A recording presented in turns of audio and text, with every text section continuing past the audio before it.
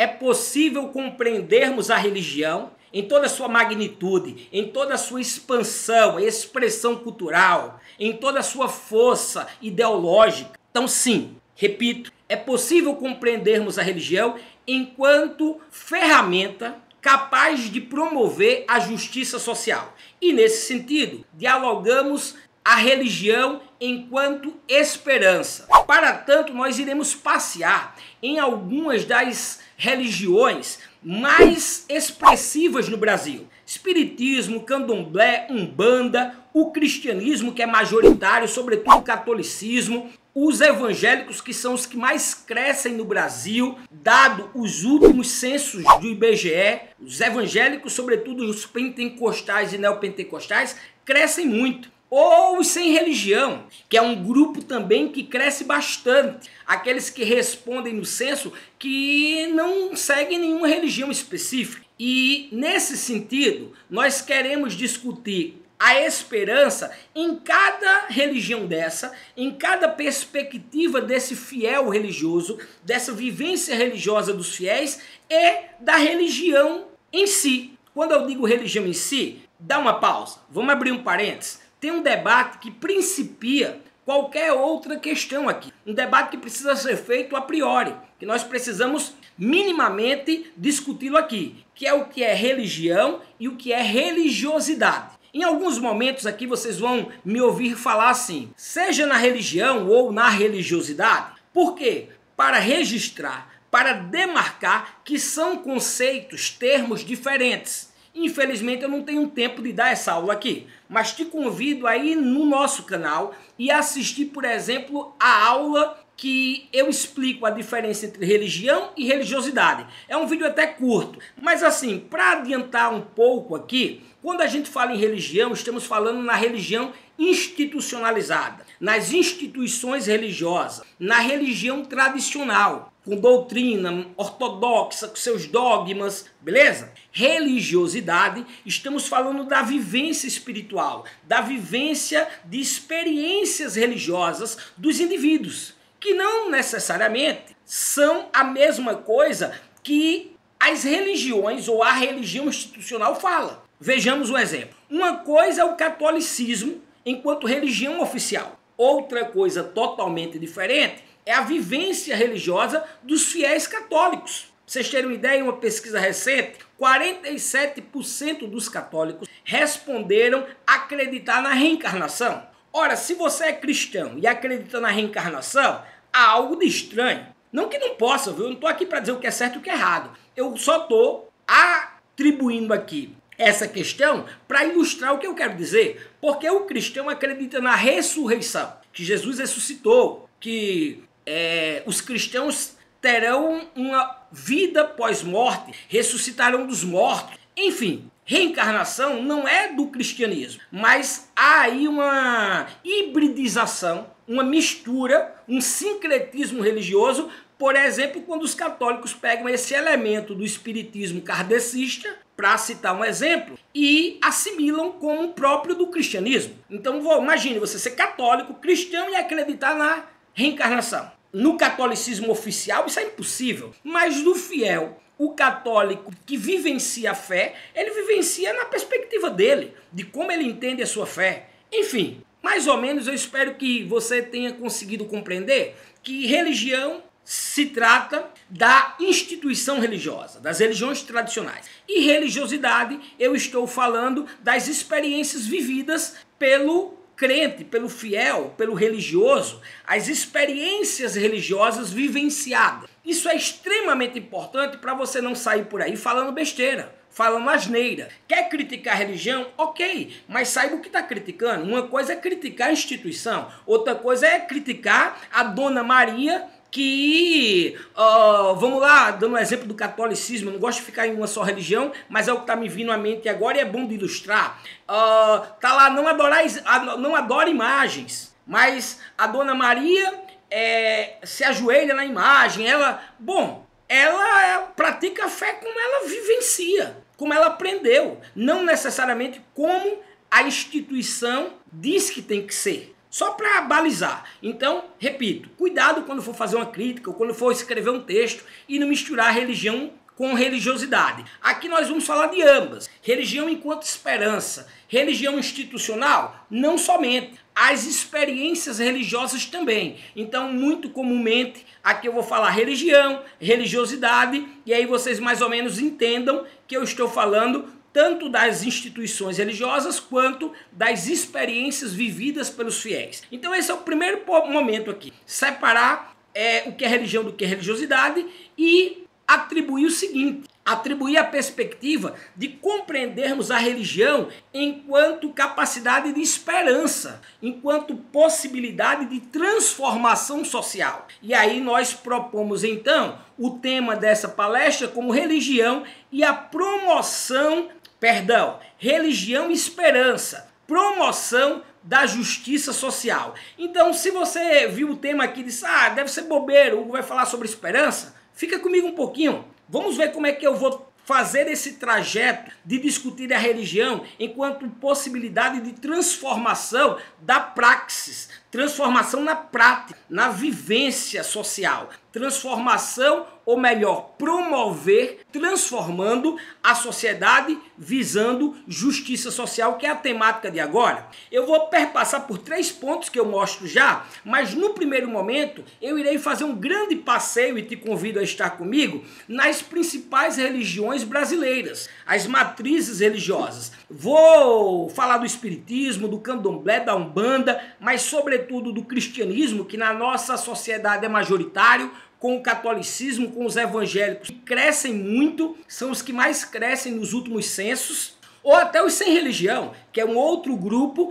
que vem crescendo muito no censo do IBGE, que tem medido aí, né, tem contribuído para nós que pesquisamos as religiões no Brasil, o campo religioso brasileiro, a quem tem crescido, quem tem diminuído, e nós estamos acompanhando com muita atenção esse movimento religioso no Brasil. Então eu vou passar por algumas religiões principais para entendermos, compreendermos como cada uma dessas religiões enxerga essa perspectiva de esperança e como assimila a ideia de que a esperança, esperar, no sentido de transformar a sociedade. E aí eu vou trazer alguns teóricos importantes para balizar essa aula, para fundamentar essa aula na perspectiva de uma religião enquanto ação transformadora. Mais especificamente, a religião enquanto promoção da justiça social. Então, eu já queria adiantar aqui um primeiro debate. Qual é o debate? Alguns advogam que a religião tem que acabar. Eu tenho um vídeo também no meu canal sobre a religião deve acabar. Por quê? Eu discuto com essa turma que diz que a religião tem que acabar. Eu fico muito tentado a fazer esse debate aqui, mas não vou, porque o foco desse vídeo é outro. Quem quiser assistir essa temática, vai lá no nosso vídeo, lá no nosso canal. Então, retomando, mas por que então eu estou falando isso? Porque uns advogam que a religião tem que acabar, compreendendo a religião só como alienação, como ferramenta ideológica dos grupos que dominam. E eu não vou dizer que isso é errado. Muito pelo contrário, a religião também é alienante. O próprio Peter Berg, grande sociólogo das ciências da religião, em Dossel Sagrado, seu livro, ele afirma que a religião é alienação. E eu não questiono isso, não. Concordo com Berg, concordo com os críticos da religião. Só que o Berg apresenta em O Dossel Sagrado, e nós queremos debater aqui também nesse sentido, a religião enquanto capacidade de libertação, enquanto capacidade de transformação da sociedade. Neste caso, embora fique repetitivo, na perspectiva de promover justiça social. A religião enquanto ferramenta de libertação, ferramenta de transformação, ferramenta de mudança na sociedade, que interfere, que intervém na prática social, a partir do discurso religioso. E aí eu vou, num segundo momento, falei que ia passear pelas diversas religiões, e depois a gente vai historicamente analisar essa religião atuando na prática social, na praxis. Como recurso histórico, nós iremos demonstrar como a religião, por diversas vezes, foi ferramenta de transformação social. Repito, a religião não pode ser compreendida sobre um único ângulo, uma única lente, como alienação, ferramenta ideológica dos poderosos, e esquecer que a religião também tem a sua capacidade de fortificar, de aguçar a luta, a transformação social. Mas vamos com calma que nos exemplos isso vai ficar mais claro. Então esse debate é o que nos espera também. A manutenção da religião enquanto possibilidade de transformação e não somente de alienação. Então repito, religião e esperança, promoção da justiça social. Aqui começa essa nossa palestra e já queria fazer o seguinte recorte. Essa palestra eu estou ministrando aqui só com a câmera, sem ninguém participando, porque infelizmente no nosso seminário 4 do terceiro Fórum de Ciências da Religião, nós tivemos um problema técnico e não tivemos condições de fazer a gravação da palestra. Seríamos eu e o professor doutor Álvaro Queiroz. O Álvaro teve um problema, não pôde participar do evento, então eu fiz a minha palestra sozinho. A mediadora dessa palestra foi a doutora Maria Jeane, né, que é coordenadora do mestrado em Ciência da Religião na Universidade Federal de Sergipe, a quem eu trago toda a minha estima, toda a minha admiração, meu respeito e carinho. É uma pena que a nossa palestra, junto com os participantes, não tenha ficado gravado e as falas da Jane também tenham sido perdidas. Mas para minimizar o problema, ou o nosso erro, né, de ter esse problema técnico, eu vou gravar a palestra aqui para deixar ela disponibilizada no nosso canal do YouTube, aqui no Neres, e vocês podem então ter acesso ao Seminário 4, a palestra de hoje. Como eu prometi, aqui está iniciando a nossa palestra hoje. A nossa palestra perpassa por 3 momentos principais. Primeiro, como eu havia antecipado, nós discutiremos a esperança como categoria teológica, filosófica e política, e para tanto eu irei demonstrar essa esperança nos diversos credos religiosos. Não sei se você sabe o que a esperança tem enquanto simbologia ou significado para o seu credo religioso, mas a gente vai debater aqui. No segundo momento, a religião enquanto agente histórico de transformação e de contradição social. Logicamente, como eu me referi há pouco, a religião é também alienação. Ela tem sua contradição social. E eu não vou aqui colocar para debaixo do tapete essa problemática. Muito pelo contrário, nós queremos discutir e queremos compreender, sim, a religião enquanto ferramenta ideológica dos grupos que dominam, ferramenta ideológica para oprimir, para a manutenção do status quo, mas relevarmos a religião também enquanto capacidade de transformação e de promoção da justiça social, como uma ferramenta também de luta por libertação, de luta por justiça social,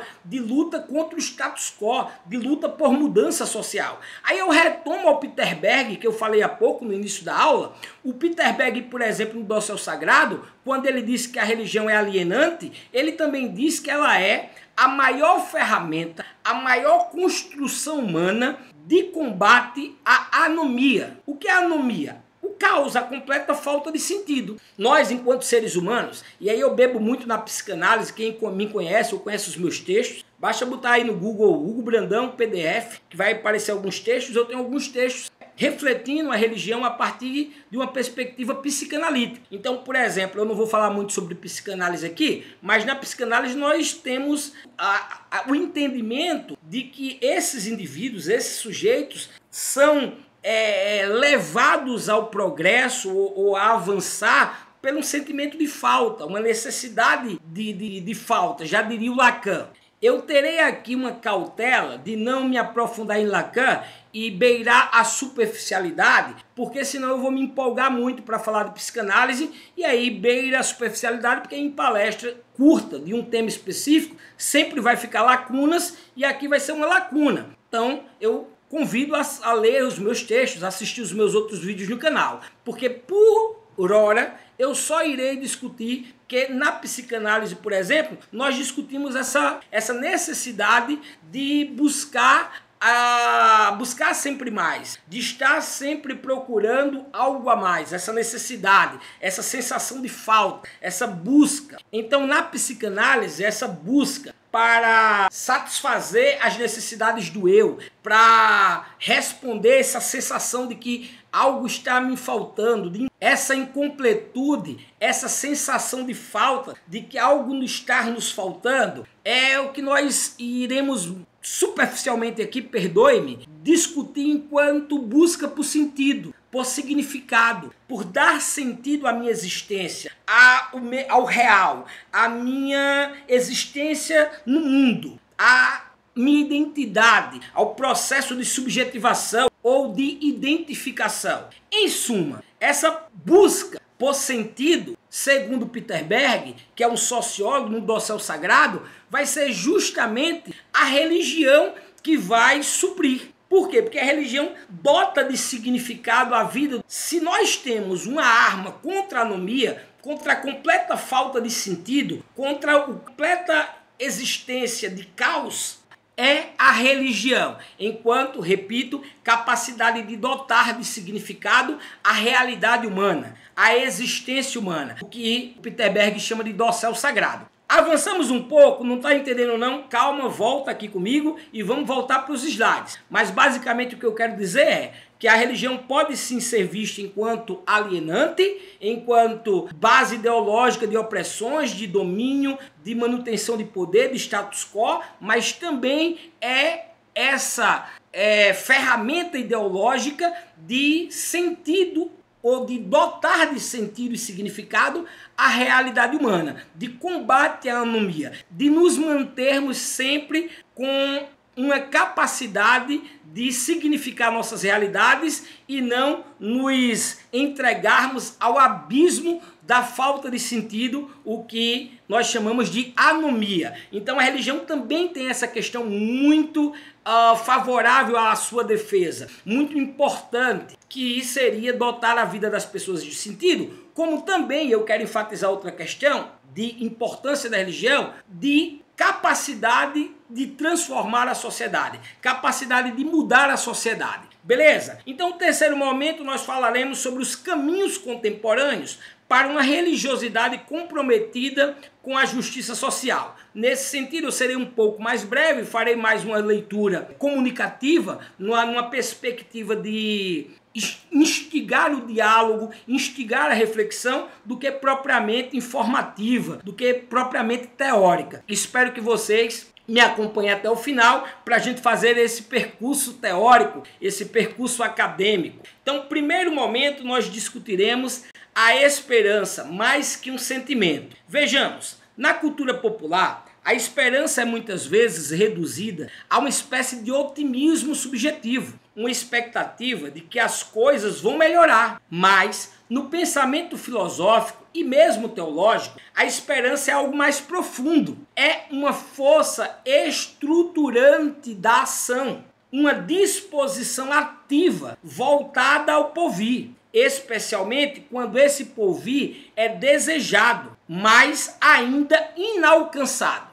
Eu não sei se seria um dia alcançado, acabado. Me parece que o projeto da humanidade ou do processo de subjetivação do sujeito sempre será ou seria um projeto inacabado, de busca de completude. Mas, não aprofundando nesse sentido ou neste caminho teórico, o que eu quero enfatizar aqui é compreendermos a esperança enquanto estrutura de ação, enquanto capacidade transformadora, transformação do status quo, transformação do laço social, transformação da vida dos indivíduos, da vida em sociedade e, por assim dizer, na perspectiva de promotora de justiça social. Nesse sentido, eu quero trazer aqui o nosso queridíssimo Paulo Freire, e aí muitos agora podem estar assistindo esse vídeo já virando a cara. Eu não sei como, porque Paulo Freire é o teórico brasileiro, o pensador, o intelectual brasileiro mais citado no mundo. E digo mais, é um dos mais citados mundialmente. Não só do Brasil, um dos intelectuais, um dos teóricos mais citados em todo o mundo, dentre todos os intelectuais do mundo. Paulo Freire é um gênio. Paulo Freire é socialista, é marxista. Ainda que fosse, não seria um problema para mim. Eu quero deixar isso bem claro aqui, porque eu tenho um posicionamento político e não me escondo. Mas quero dizer para você, por exemplo, que tem problemas com socialismo, com comunismo, que falta leitura. Paulo Freire não tem nada de socialista nem de comunista, inclusive ele mesmo diz isso. Ele diz, eu não sou. Ele bebe em outras fontes. Mas é lógico que ele traz uma teorização que nos leva a refletir enquanto classe social que passa por processo de opressão. Sobretudo uma opressão ideológica, uma opressão econômica, beleza? Mas, dito isto, vamos voltar para Freire, porque eu queria trazer o Freire aqui para dar fundamentação e sustentação teórica ao que nós queremos discutir enquanto esperança. Porque eu não quero falar esperança aqui, ou religião enquanto esperança, num discurso vazio, num discurso teológico. E não que a teologia seja vazio, mas não quero fazer menção aqui à esperança metafísica, a uma esperança de um discurso de autoajuda, de autoafirmação. Não, eu quero discutir com base teórica. E olha aí a fundamentação que eu trago. Freire, é preciso ter esperança, mas ter esperança do verbo esperançar. Porque tem gente que tem esperança do verbo esperar. E esperança do verbo esperar não é esperança, é espera. Esperançar é se levantar, esperançar é ir atrás, esperançar é construir, esperançar é não desistir, esperançar é levar adiante, é juntar-se com outro para fazer de outro modo. Esperançar é mudar, é transformar. É fazer a transformação, é intervir socialmente, é intervir na prática social. Repito, não é esperançar do verbo esperar, que o Freire nos exorta ficar de braços cruzados esperando a sociedade mudar, esperando a transformação acontecer. Nesse sentido, a religião não é esperança, ela é alienação, como falou Peter Berg e tantos dos seus críticos também. Ou como o próprio Marx dizia, religião é um ópio do povo na perspectiva de conformismo, de conformidade. Enquanto o povo está oprimido, enquanto nós vivemos uma desigualdade abissal, econômica, social, a religião funciona como um ópio, a religião funciona como um conforto, a religião funciona como uma doce ilusão de que a transformação vai se dar por intervenção divina e não por conta da mudança e transformação gerada no seio da sociedade pelos sujeitos sociais, pelos sujeitos religiosos, pelos indivíduos. Então a religião no sentido de esperar, ou a esperança religiosa no sentido de esperar, no sentido de ficar alienado, esperando que Deus desça do céu, que os orixás venham ao nosso favor e mudem a nossa realidade, ela não se aplica aqui no que o Freire nos dá enquanto um conceito de esperança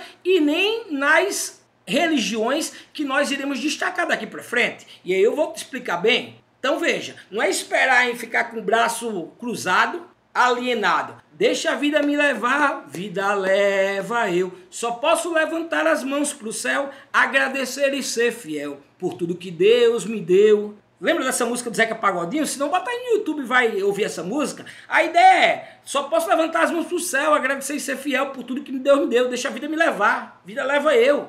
É um conformismo que não encontra respaldo nessa fala do Freire. Porque esperançar é não desistir. Esperançar é fazer de outro modo, é transformar a sociedade. Então, essa citação aí aguça o nosso debate, Pedagogia da Esperança do Freire, e eu trago esse segundo momento com Freire, a esperança em Paulo Freire, para que fixemos esse conceito, esse termo de esperança que nós iremos vincular à vivência religiosa. Vejamos, em Freire, a esperança ela não é ingênua. Como ele escreveu em Pedagogia da Esperança, que vimos agora, não se trata de esperar, mas de esperançar. Verbo que aponta para um sujeito que se move, que age, que transforma. A esperança, nesse sentido, é um motor ético-político. Eu diria que é um motor transformador. E, nesse sentido, eu faço a releitura aqui do Paulo Freire, dizendo que a religião, enquanto esperança,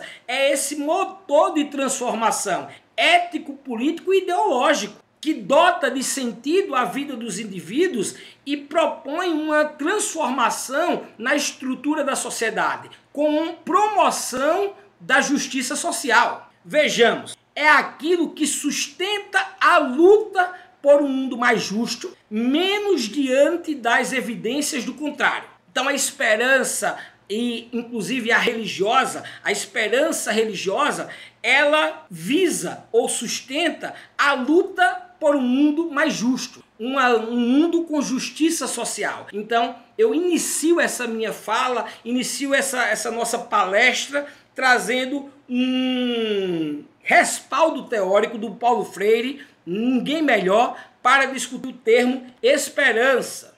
Pois bem, para continuarmos o nosso percurso, vou discutir essa esperança, agora fundamentada em Paulo Freire, nas perspectivas das religiões mais expressivas do Brasil. Não daria para falar de todas, mas eu vou tentar aqui costurar essa discussão, passeando pelas religiões, discutindo o conceito de esperança. A primeira delas é a esperança nas religiões afro-brasileiras. Quando eu falo de religiões afro-brasileiras, eu estou falando de uma diversidade de credos religiosos, de expressões religiosas. Mas aqui eu vou me deter a duas em especial: o candomblé e a umbanda. E lembremos, candomblé e umbanda são distintos. É muito comum fazer confusão. É muito comum, por exemplo, praticantes de umbanda dizer que frequentam casa de candomblé ou que praticam candomblé. Mas o candomblé é o culto aos orixás. Trata-se de um culto a divindades, a deidades trazidas da África, trazidas pelos escravos, os povos africanos que foram escravizados e trazidos aqui para o Brasil. E aí eu estou falando de Yansan, Exu, Olorum, Ogum e tantas outras. Já a Umbanda também tem o culto aos orixás, mas é mais hibridizada, é mais sincrética. O que é o sincretismo? É a mistura de diversas práticas religiosas. Por exemplo, você vai ter a cartomancia, você vai ter o tarô, bola de cristal, tem casa de umbanda que é quase uma mesa branca só, bebe muito do espiritismo, kardecista. Então assim, cada terreiro ou casa de umbanda, você vai encontrar sincretismo religioso muito grande e divergências ou diferenças entre elas. No candomblé não, como é o culto aos orixás, por exemplo, você não pode pensar o culto a divindades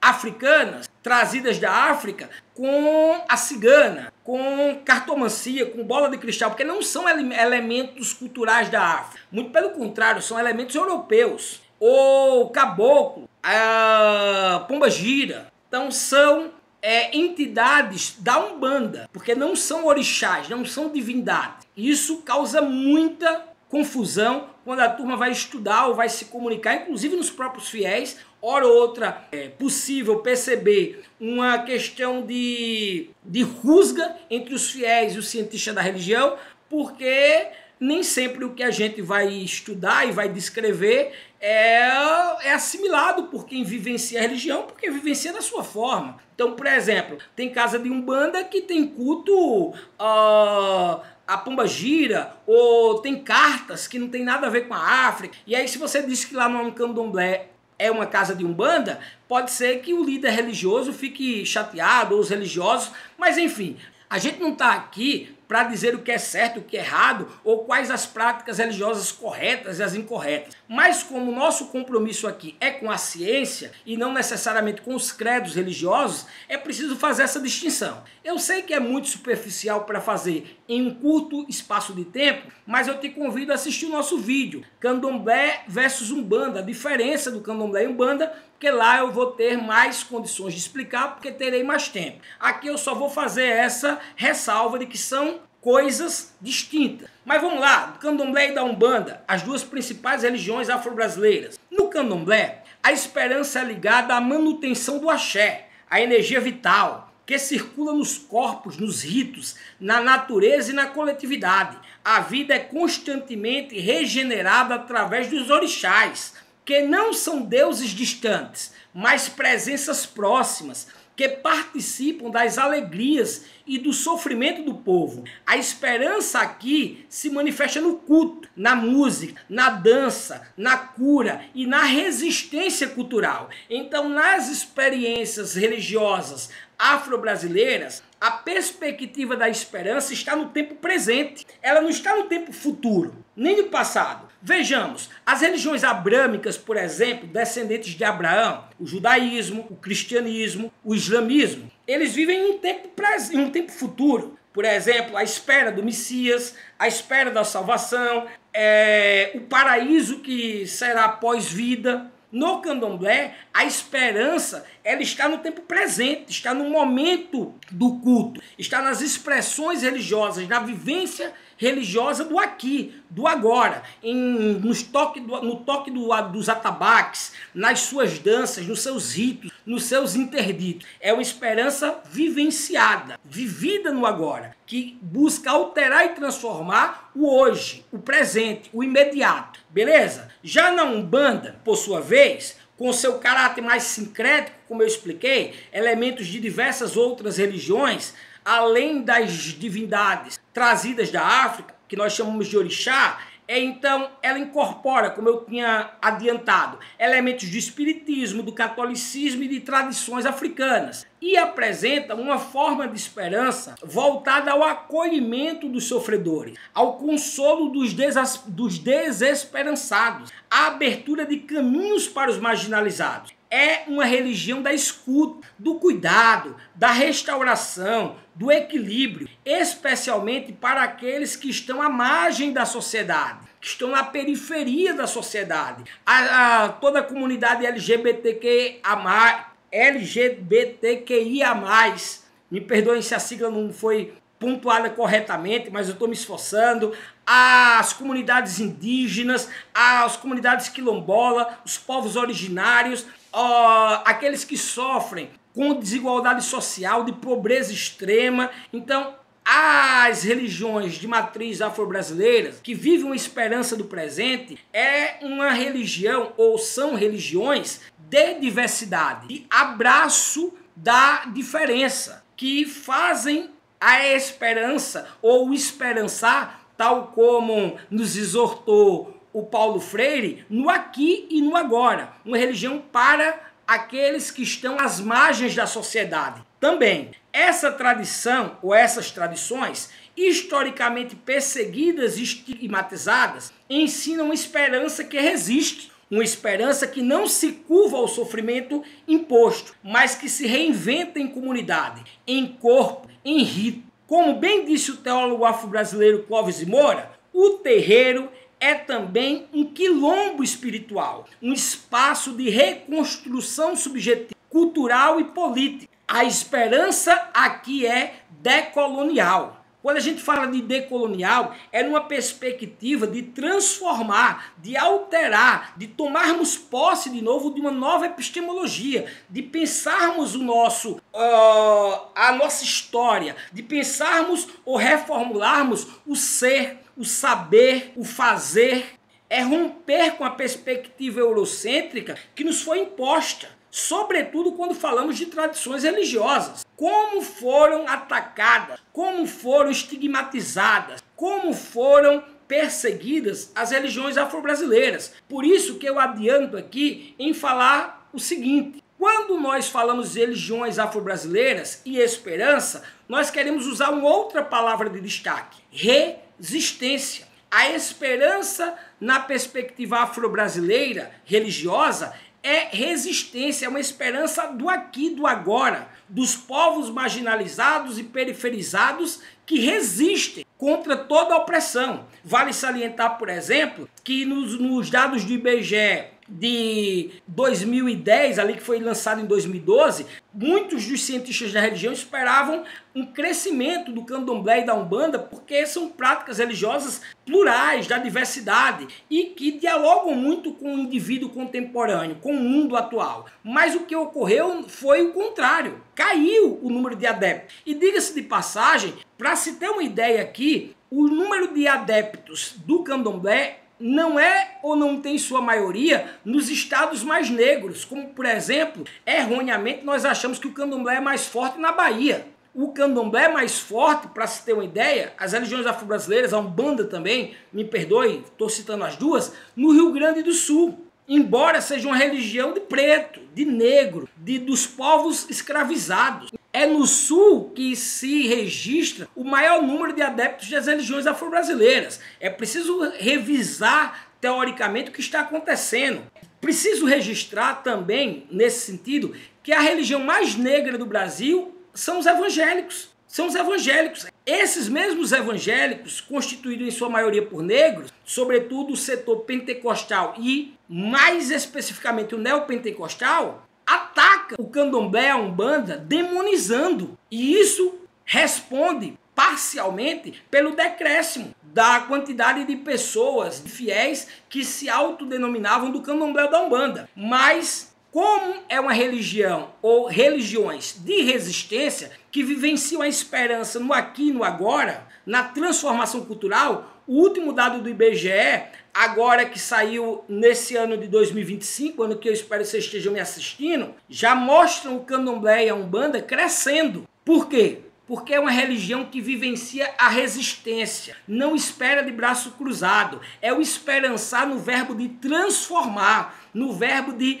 esperançar, alterar a sua realidade. Alterar é dar voz aos periferizados. Então, quando o Clóvis Moura diz que todo terreiro de candomblé é um quilombo espiritual, e aí fazendo referência aos quilombos, sobretudo aqui em Alagoas, salve Zumbi, salve Dandara, quilombo dos Palmares, o maior reduto de resistência, o maior símbolo de resistência da luta dos povos escravizados contra a opressão do branco europeu cristão, em sua maioria, é os quilombos. Então todo terreiro é, antes de mais nada, um polo de resistência cultural,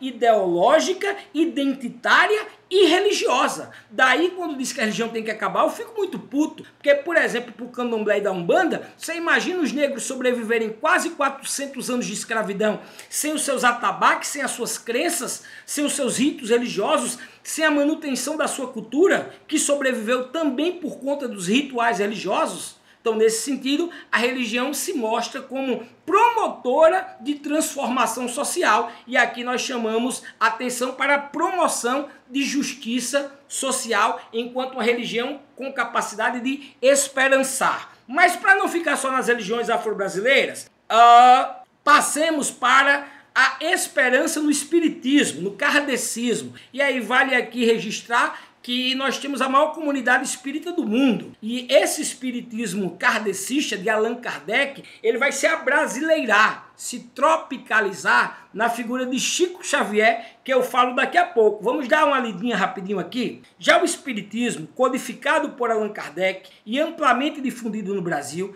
também propõe uma visão de esperança orientada pela ética e pela evolução moral do espírito. Para o espiritismo, a existência não se encerra na morte física. A alma prossegue sua jornada em múltiplas encarnações. Olha o que eu falei lá atrás.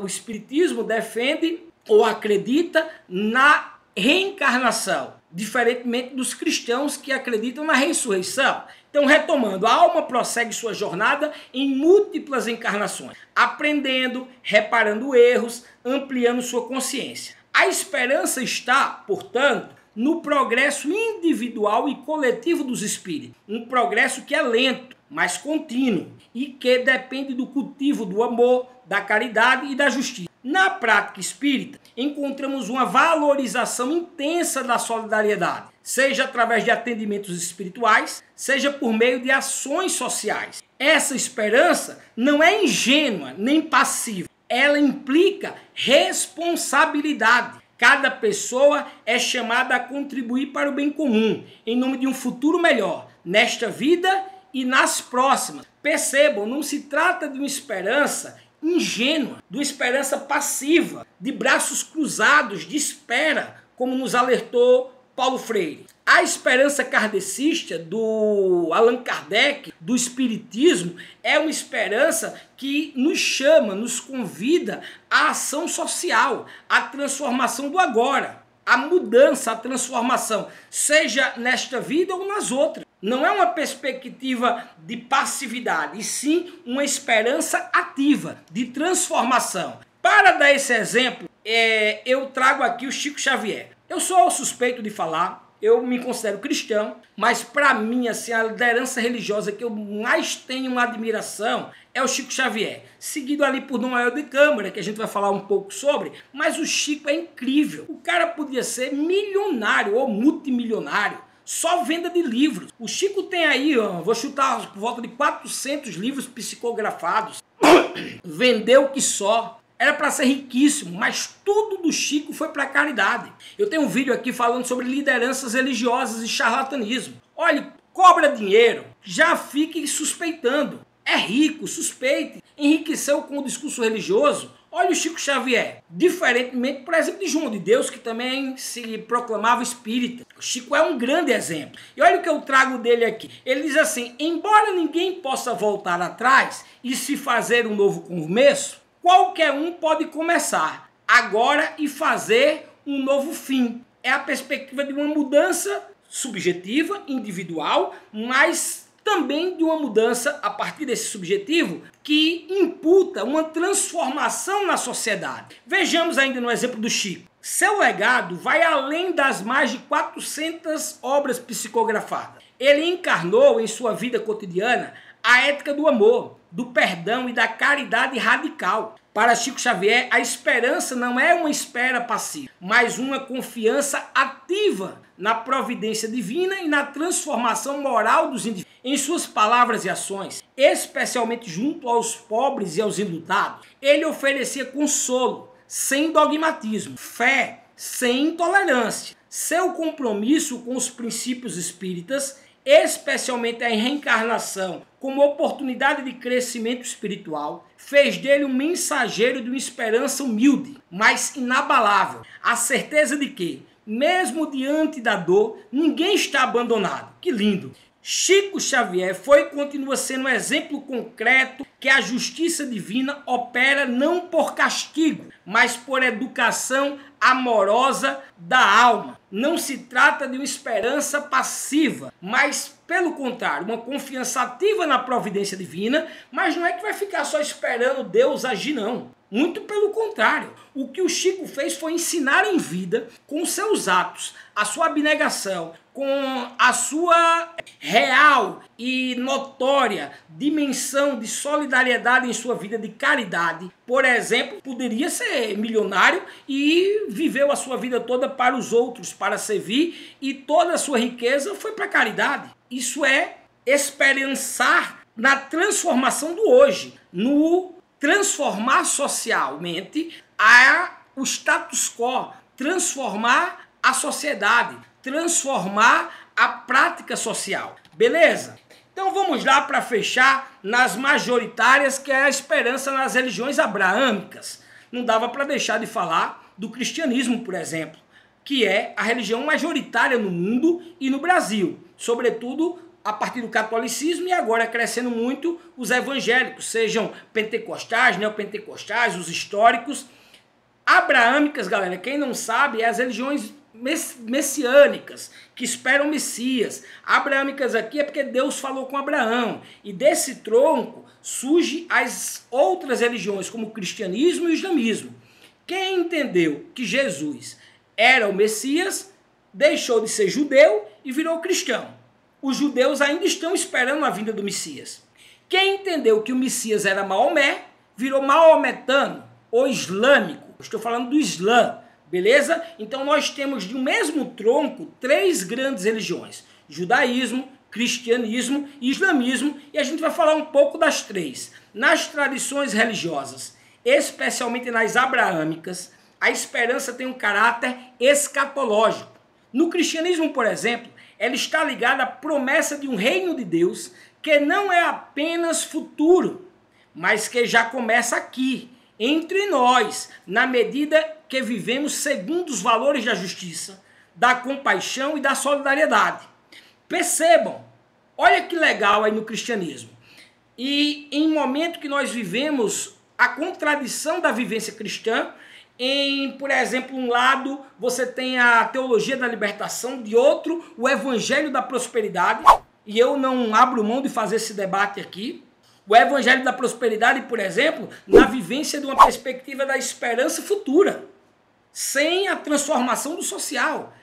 A teologia da libertação pensando o evangelho ou pensando o cristianismo voltado para os pobres, numa interpretação do Jesus para os pobres, para aqueles da periferia, na perspectiva de transformar a sociedade, na perspectiva de promover justiça social. Então é importante atribuir ao cristianismo não a esperança que visa o reino de Deus lá no futuro, mas o reino de Deus vivenciado aqui, agora. Um comprometimento com o reino de Deus para o hoje, para os que estão sofrendo, para os que estão enlutados, para os que sofrem opressão. É uma busca de reino de Deus vivenciada aqui. E aí eu não vou ser biblista aqui, mas você não teria dificuldade de encontrar, por exemplo, não seria muito difícil de nos fundamentarmos biblicamente, por exemplo, quando Jesus faz defesa do reino de Deus aqui, agora, para lutarmos pelo reino de Deus já nesse momento, enquanto transformação da sociedade.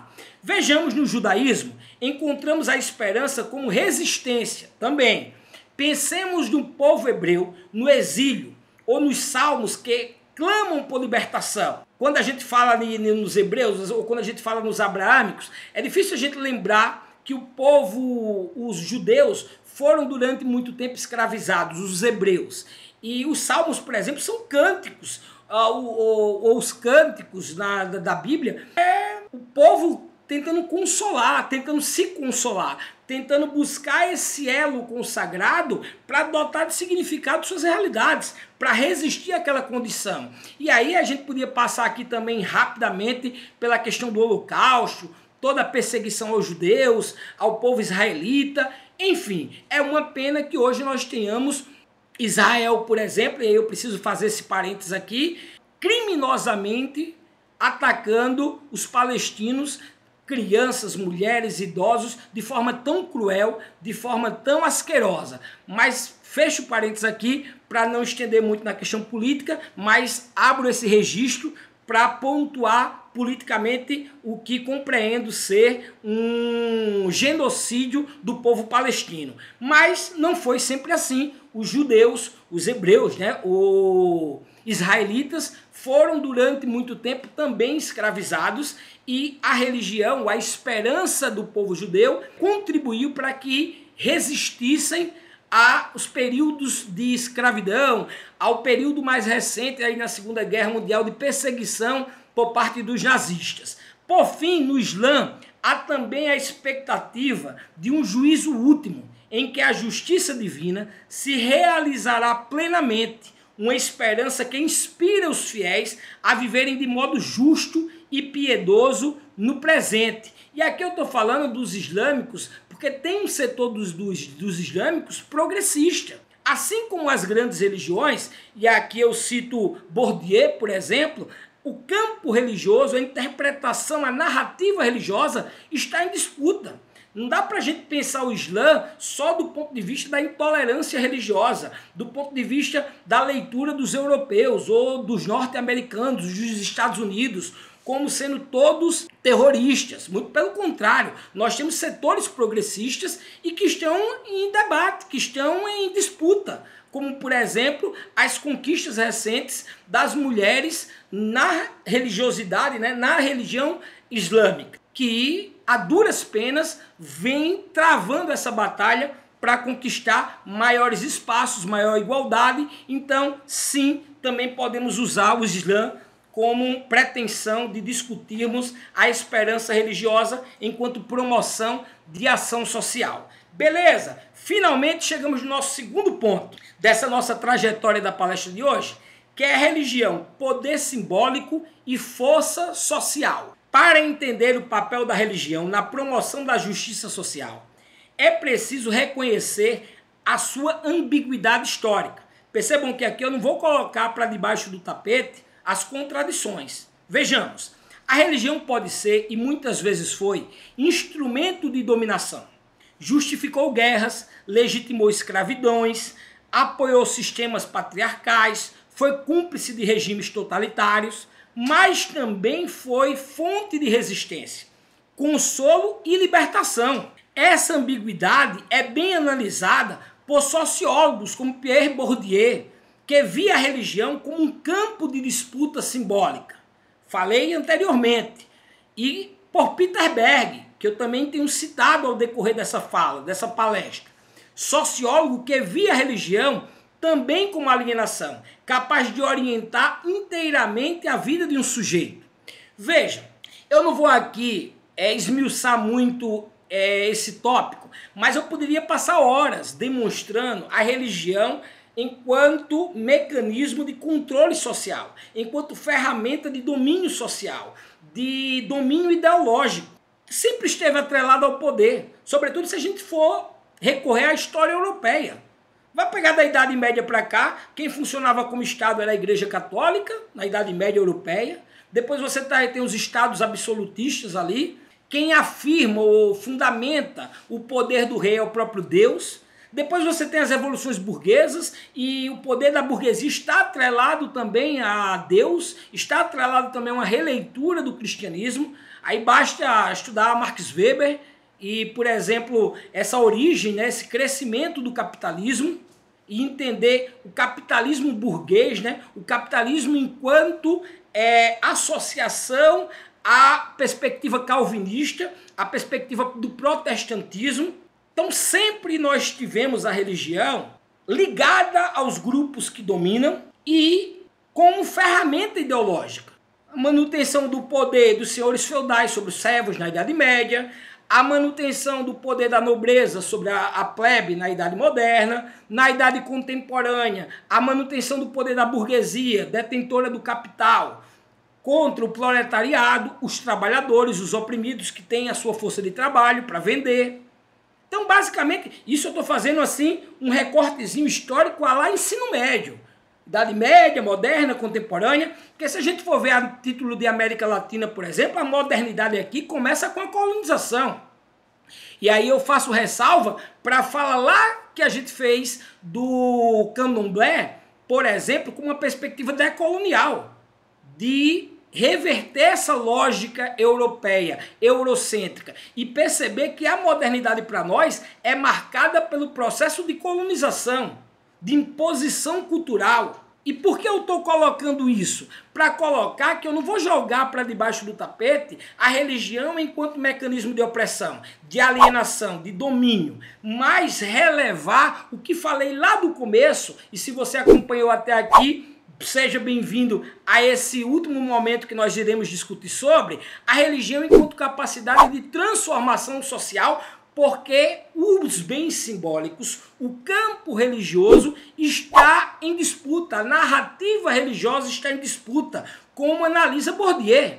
A alienação da religião, como enfatiza Peter Berg, também é uma ferramenta de luta contra a anomia, porque dota de significado a vida dos indivíduos. Então podemos perceber a religião, historicamente, enquanto instrumento de dominação, que justifica guerras, escravidão. Não dá para a gente esquecer que os negros aqui foram escravizados por conta de uma leitura religiosa também, de que os negros não tinham alma, podiam ser escravizados. Então veja, a religião tem sim essa carga negativa, alienatória, enquanto ferramenta de manutenção de domínio, de opressão, mas também deve ser vista e compreendida enquanto promotora de justiça social, enquanto ferramenta de transformação da sociedade. Para isso eu vou dar alguns exemplos. Então vou passar mais brevemente aqui, porque já me alonguei muito, e para não ficar uma aula de história aqui dos movimentos que eu vou colocar, mas vou fazer uma leitura breve. Temos aqui o movimento dos direitos civis nos Estados Unidos, liderado por Martin Luther King, pastor batista, cuja fé cristã fundamentava sua luta contra o racismo. Então veja, a religião enquanto um poder simbólico e força social.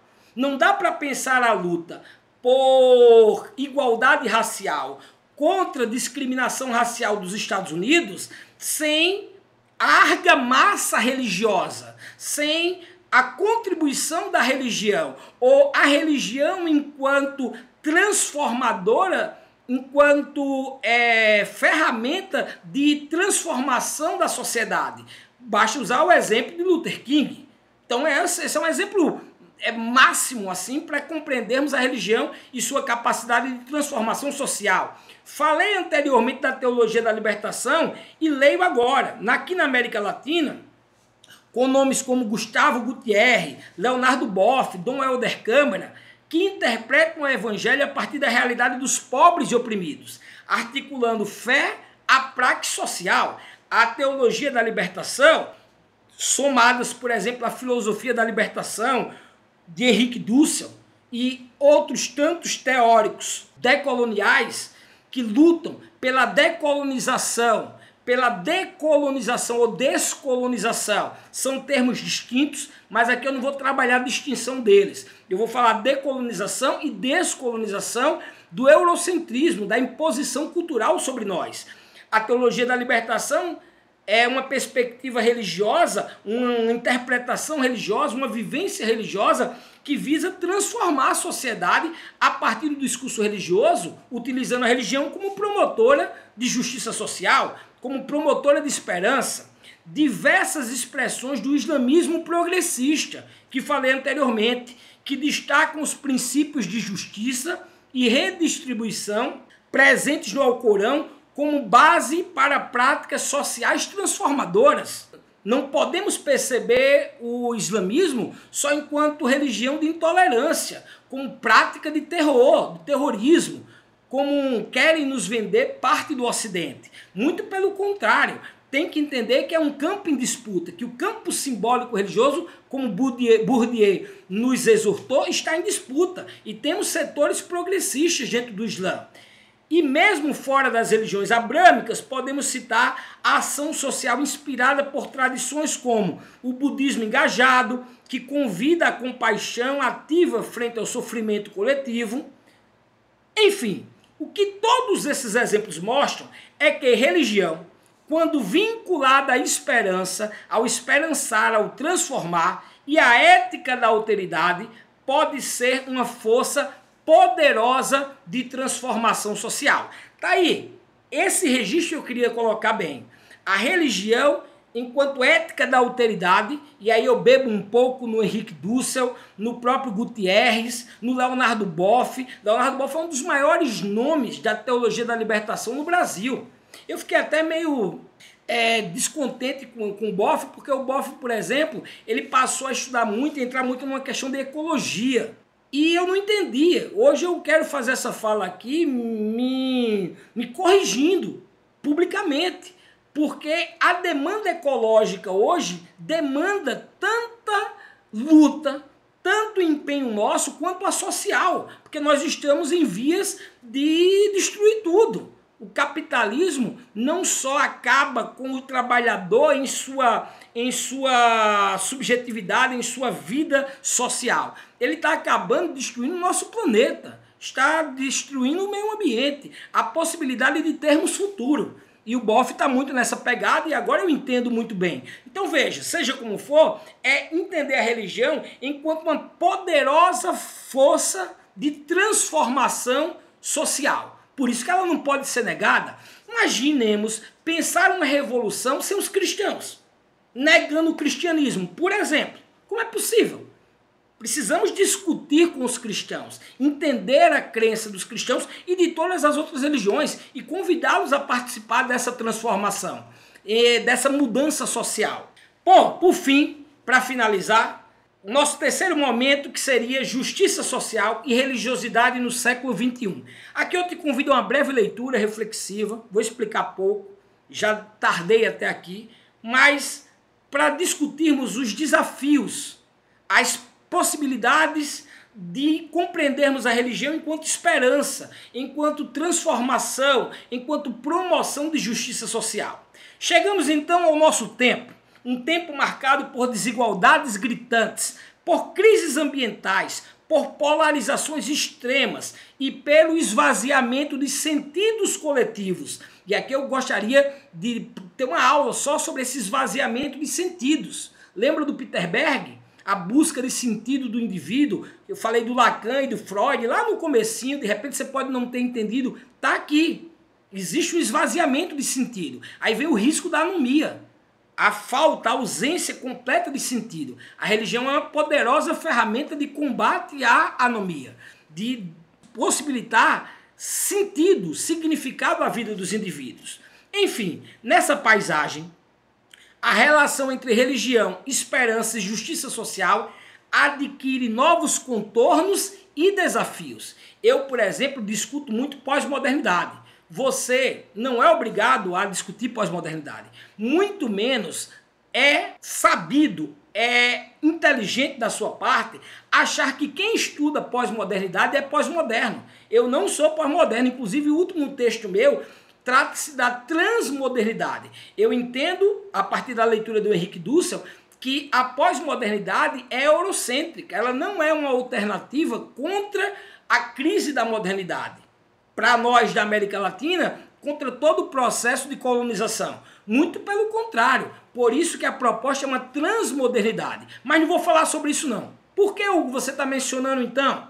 Calma. Porque, por exemplo, essa questão aqui de esvaziamento de sentido, polarizações extremas, desigualdades gritantes, nós trabalhamos com uma condição ou o advento da pós-modernidade. E aí quem conhece os meus textos ou quiser conhecer, dá um Google aqui, Hugo PDF, vai encontrar vários textos sobre análise minha da religião em tempos pós-modernos. Seja numa perspectiva filosófica, seja numa perspectiva psicanalítica, e eu compreendo que, por exemplo, há uma emergência na contemporaneidade, nesses tempos pós-modernos, os quais eu não concordo, mas estudo, de percebermos a religião enquanto esperança de promover a justiça social e adquirindo novos contornos e novos desafios. Nessa perspectiva, ainda no terceiro ponto, o desafio das religiões nesse contexto neoliberal é: vivemos em um mundo marcado pelo avanço do individualismo. Eu digo que na pós-modernidade, uma das principais características é o extremo individualismo. Pelo consumo como valor central e pela lógica do mercado regulando todas as esferas da vida. Nesse contexto, muitas expressões religiosas se tornaram reféns da ideologia neoliberal, desse novo liberalismo. Vendem milagres, promovem teologias da prosperidade, que falei anteriormente, reforçam estruturas hierárquicas e patriarcais. Então a religião também tem sido usada nessa disputa simbólica, nessa disputa de narrativa religiosa, como nos reforça Bourdieu, como teologia da libertação, ou essa venda de milagres, uma religião pautada em responder às necessidades mais subjetivas dos fiéis, mais subjetivas do que eu chamo nas minhas pesquisas de sujeitos religiosos pós-modernos. Na pós-modernidade, esse sujeito individualista, ávido por novas experiências, busca a todo custo experiências que respondam às suas necessidades mais emergenciais, sobretudo de crise de sentido, uma busca por sentido, para dar significância às suas vidas. Porque nós, como nos alertou Zygmunt Bauman, seja na modernidade líquida, seja no mal-estar da pós-modernidade,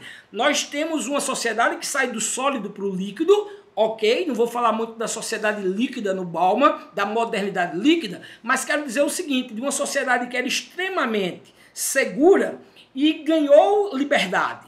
Quando ganha liberdade, ela perde segurança. Então nós na contemporaneidade ou na pós-modernidade temos liberdade, mas não temos a segurança do mundo pré-moderno. Na pré-modernidade, os indivíduos nasciam e já sabiam a sua classe social, o seu gênero, o seu trabalho, enfim, tinha todas as respostas, a sua religião. No pós-moderno, na realidade ou na condição pós-moderna, esses indivíduos vivem buscando significados, vivem buscando uma identidade. E essa identidade não é herdada da geração anterior, ela é escolhida individualmente. O que isso implica na religião? A religião, então, tem que oferecer uma resposta para cada necessidade individual desses sujeitos. Uma parcela desses sujeitos, no que eu chamo de crise de identidade da pós-modernidade, eles buscam ávidos por experiências religiosas que satisfaçam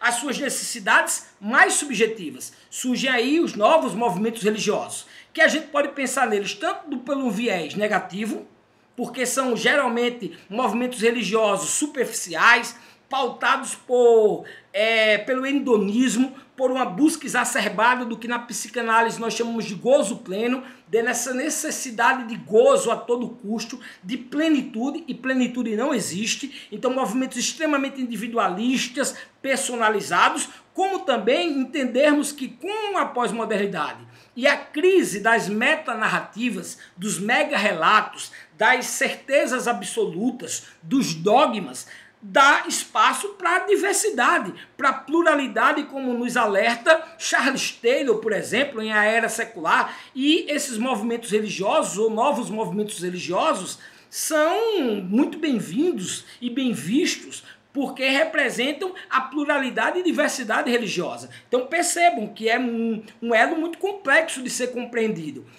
A linha é muito tênue do negativo para o positivo e vice-versa. Mas reforçando o que eu estava querendo explicar, parte desses sujeitos pós-modernos vão em busca dessas experiências. E aí nós temos essa diversidade de experiências religiosas. Uma outra parcela dessa população em crise de identidade, em uma crise existencial, vai buscar respostas na tradição, na segurança da tradição, nas religiões tradicionais, nas religiões institucionais, beleza? Então vai buscar amparo na tradição. E aí, por exemplo, nós conseguimos explicar o avanço dos fundamentalistas ou dos fundamentalismos religiosos. É essa turma que se depara com a crise de identidade no mundo contemporâneo e vai correr para a tradição, onde tem a segurança da identidade, onde tem a segurança da tradição, e abdica da sua liberdade. Então veja como é pantanoso e igualmente fabuloso esse contexto de pesquisa, de intervenção da religião no aqui, no agora, na promoção da justiça social. Vejamos, a religião pode ser tudo isso que eu falei, mas ela também é resistência. Movimentos de bases, comunidades religiosas, coletivos ecumênicos interreligiosos continuam a denunciar as injustiças do sistema, a acolher os marginalizados, a promover educação, saúde e moradia. Fazem isso não como caridade, mas como expressão da justiça, como resposta ética e espiritual à dignidade humana ferida. A religião, enquanto promotora de justiça social, enquanto promotora de transformação social, enquanto diversidade e pluralidade dos novos movimentos religiosos que podem agora se manifestar, que podem agora pensar as suas crenças a partir de sua análise própria e não de uma imposição de uma religião majoritária ou de uma sociedade que lhe obriga ou lhe doutrina desde os tempos primeiros a servir aquela doutrina, aquele dogma. Então veja, está aberto o espaço à disputa para as diversas narrativas e compreensões da religião em tempos neoliberais. Eu coloquei aqui religiões no contexto neoliberal, mas podia muito bem ser religiões em tempos pós-modernos e tentarmos compreender a diversidade, os desafios e as possibilidades. Desafios são muitos, desde fundamentalismos religiosos, a experiências religiosas hedonistas, a busca das religiões tradicionais em se adaptar aos fiéis, que é isso que está acontecendo, é uma ressignificação, inclusive de Deus. Eu defendo em minha tese, aí tem que procurar os meus livros, os meus textos, ou ir aqui no meu canal do YouTube para entender. Até Deus foi ressignificado. As religiões tradicionais vivem nesse mercado do consumo neoliberal, cada uma buscando fiéis. É um mercado de fiéis, extremamente competitivo, fazendo com que elas tenham que se adaptar. E os fiéis fazem uma bricolagem, como diria Revelegê, Danielle Revelegê. Ela diz o seguinte no Peregrino e o Convertido, que as pessoas, os sujeitos, porque eu chamo de pós-modernos, eles ficam bricolando o que querem de cada religião e constituem a sua própria religião. Ou mesmo se for numa religião tradicional, é o que eu quero dessa religião, a interpretação que eu faço. É uma personalização da fé, uma religião à la carte, uma religião que me sirva só no que eu quero. Beleza? Então vejam como nós temos desafios de compreensão da religião enquanto esperança e transformação da sociedade, porque está posto em disputa a narrativa religiosa, como nos exortou Bourdieu. Por fim, a espiritualidade do cuidado e da ecologia. Hoje também se intensifica uma espiritualidade do cuidado, com o outro, com o planeta, com a própria vida. A encíclica, do Papa Francisco é um exemplo marcante disso. Ela propõe uma ecologia integral que vincula o meio ambiente, justiça social e espiritualidade. O cuidado com a casa comum é apresentado como um imperativo ético e teológico. Eu tenho que trazer o Chicão aqui, que nos deixou recentemente. Foi um marco de transformação da sociedade, sobretudo eu falo aqui mais ligeiramente para os católicos, que são majoritários ainda no Brasil, e eu tenho que fazer esse recorte aqui. Então, uma religiosidade pensada no século XXI, enquanto promotora de justiça social, que tem que estar atrelada às questões ambientais. Por fim, o papel da esperança na ação transformadora. Aqui eu proponho mais uma leitura reflexiva, que eu quero dividir com vocês essa leitura, com você que está me assistindo. Voltemos, portanto, à esperança. A esperança não é um refúgio, mas um ato de coragem. É ela que nos permite imaginar o que ainda não é, mas pode vir a ser. É ela que anima os educadores populares, os professores como nós, professoras, os agentes de pastoral, os religiosos comprometidos, os cientistas sociais, cientistas da religião ou das religiões, que não se rendem ao cinismo nem à apatia. A esperança nos move a agir. E onde há ação coletiva, há possibilidade de justiça. E nós entendemos a esperança religiosa enquanto, nesse sentido, promotora de justiça social. É autoexplicativo, eu me recuso a explicar esse parágrafo, mas eu queria trazer essa leitura reflexiva para que nós possamos juntos, eu e você, termos uma maior compreensão, delimitada nessa leitura como posta, que já falei autoexplicativa, para enfatizar essa função, esse papel da religião enquanto promotora de justiça social, enquanto possibilidade de transformação da sociedade. Beleza? Para ilustrar isso, eu quero mostrar uma frase apenas para a gente finalizar essa nossa palestra, e nada mais, nada menos do que Dom Helder Câmara. Dom Helder foi arcebispo de Olinda, Recife. É um símbolo da luta contra a ditadura militar no Brasil, logo um símbolo, uma ilustração, um exemplo da religião enquanto ferramenta de transformar a sociedade, de transformar a vida dos indivíduos, de transformar a vida coletiva, de transformar o social. Então, eu não tentarei aqui me alongar muito em Dom Helder, porque assim como eu falei anteriormente, Chico Xavier, para mim, é uma das maiores lideranças espirituais do Brasil, junto com Dom Helder Câmara. Eles juntos são, para mim, aí é uma questão muito pessoal, as maiores lideranças religiosas que o Brasil já teve, que exemplificam bem, seja em Chico Xavier na questão da humildade, da caridade, seja em Dom Helder Câmara no enfrentamento contra a ditadura militar, também na questão da humanidade, na questão de enxergar uma ética religiosa muito mais voltada para um Deus de perdão. Eu não vou me alongar muito, porque senão eu falaria demais de Dom Helder Câmara. Só quero contar uma historinha sobre Dom Helder.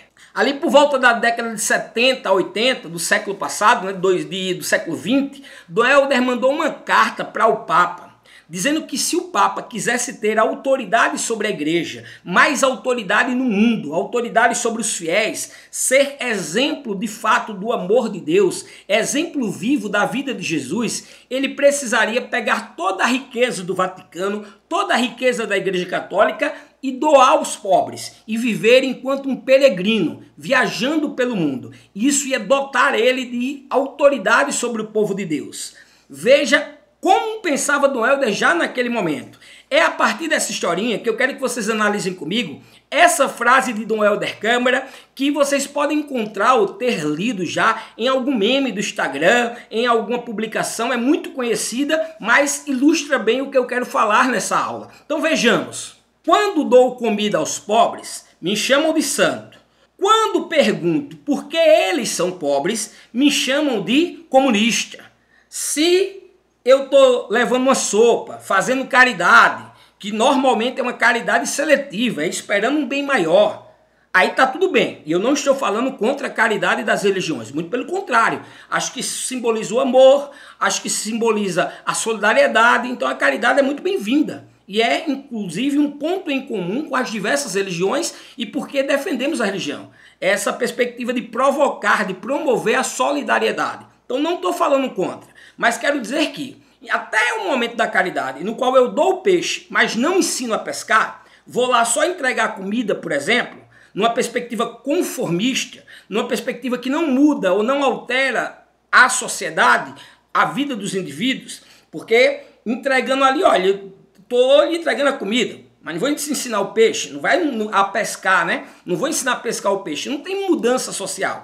Até aí tá ok, até aí beleza. Mas quando então eu pergunto o porquê da pobreza, por que existem pobres, por que nós vivemos com a fome, por que tem tanta desigualdade social no mundo, por que aquelas pessoas estão precisando de comida, estão precisando de uma sopa, estão precisando ser assistidas por alguém. Então, quando eu pergunto por que da pobreza, aí sim, já me acusam, já não gostam, já não sou um santo, eu sou um comunista, um socialista, um esquerdista, porque estou fazendo ou levando as pessoas a pensar ou pensarem, porque estou provocando ação crítica, ação reflexiva, porque eu estou questionando o status quo, questionando a sociedade tal como ela é, porque eu estou perguntando o porquê da desigualdade social, provocando pensar. Então, tem até um meme muito conhecido que cabe bem aqui nesse debate, ou nessa apresentação de Dom Helder, que é Jesus.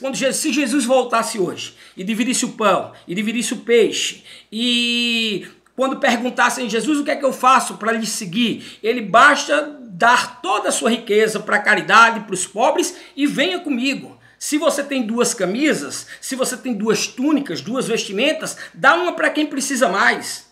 Aí, se Jesus estivesse hoje fazendo isso, como fez no passado, segundo os evangelhos, iam apontar o dedo para ele e dizer: comunista, esquerdista safado, você é um socialista. Então é um meme que ilustra bem isso.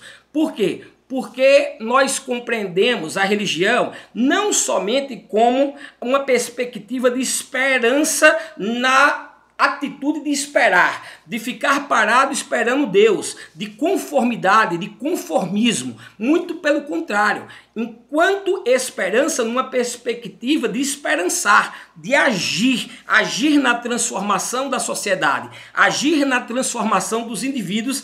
Então Dom Helder exemplifica bem isso, e aí eu queria ler com vocês o seguinte. Essa frase de Dom Helder Câmara, que a gente acabou de ler, ela resume o incômodo que a verdadeira espiritualidade provoca, o incômodo que a verdadeira religiosidade provoca. Ela desestabiliza, questiona, interpela. A religião, quando fiel ao seu núcleo mais profundo, não é instrumento de conservação, mas de conversão do mundo, das estruturas e de nós mesmos. A esperança nesse horizonte é fé em movimento e a justiça social é sua expressão mais concreta. Repito, a religião ela provoca, ela desestabiliza, ela questiona, quando pensada enquanto ferramenta de transformação social, enquanto pensada é sinônimo de esperança. Religião e esperança, pensada no esperançar de agir socialmente, de agir no dia a dia, de agir no tempo presente, de alterar a sociedade, alterar a vida dos indivíduos, de mudança. Então a religião nesse sentido, religião e esperança, religião enquanto promotora da justiça social, é a que nós queríamos discutir, dialogar com você que está até agora nesse vídeo aqui. E eu me recuso a explicar mais esse parágrafo, porque ele é autoexplicativo. Eu só trouxe ele para que nós, assim como o parágrafo anterior que eu li, tivéssemos uma maior compreensão dessa provocação que é a religião, dessa possibilidade de transformação social que é a religião, da religião enquanto esperança. Espero que vocês tenham gostado, espero que acompanhem os meus outros vídeos. Se chegou até aqui, dá o teu like e não deixa de se inscrever, vai aqui, se inscreve logo, comenta à vontade, pode criticar, pode sugerir novos vídeos e compartilha esse vídeo com os grupos de WhatsApp, com outras pessoas que precisam dessa palestra, dessa mensagem, desse estudo. Um forte abraço a todas e todos.